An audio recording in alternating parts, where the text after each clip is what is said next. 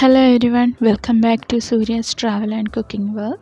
ഇനി ഞാനിവിടെ ഉണ്ടാക്കാൻ പോകുന്നത് ഐസിങ് ഷുഗറാണ്. ഐസിങ് ഷുഗർ ഉണ്ടാക്കാൻ വേണ്ടിയിട്ട് നമുക്ക് വേണ്ടത് വെറും 2 ഇൻഗ്രീഡിയൻസ് ആണ്. ഒന്നാമത്തേത് ഷുഗർ, അതായത് നമ്മുടെ സാധാരണ തരി പഞ്ചസാര. പിന്നെ വേണ്ടത് കോൺഫ്ലോർ ആണ്. കോൺഫ്ലോർ എന്ന് വെച്ചാൽ നമ്മുടെ ചോളപ്പൊടി. ഇത് രണ്ടും കൂടെ വെച്ചാണ് നമ്മളിവിടെ ഐസിങ് ഷുഗർ തയ്യാറാക്കാൻ പോകുന്നത്. ഐസിങ് ഷുഗർ വെച്ച് സാധാരണ ഫ്രോസ്റ്റിങ്സിനൊക്കെയാണ് കൂടുതൽ യൂസ് ചെയ്യുന്നത്, അതായത് കേക്ക്, കുക്കീസ് പോലുള്ളവ ഉണ്ടാക്കാനായിട്ട്. ഞാനിപ്പോൾ ഇവിടെ 1 കപ്പ് ഷുഗർ എടുത്തിട്ടുണ്ട്. അതുപോലെ 1 വലിയ ടേബിൾ സ്പൂൺ കോൺഫ്ലോറും എടുത്തിട്ടുണ്ട്. അപ്പോൾ നമുക്ക് നോക്കാം നമ്മുടെ ഐസിങ് ഷുഗർ എങ്ങനെയാണ് ഉണ്ടാക്കുന്നതെന്ന്.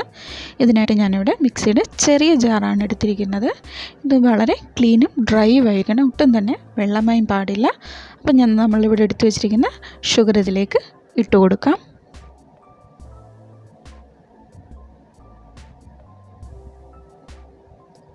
അടുത്തത് നമ്മൾ എടുത്തു വെച്ചിരിക്കുന്ന കോൺഫ്ലോറും ഇതിലേക്ക് ഇട്ട് കൊടുക്കാം. ഇത് വളരെ സ്മൂത്തായിട്ട് നമുക്ക് പൊടിച്ചെടുക്കണം, ഒട്ടും തന്നെ തരി പാടില്ല.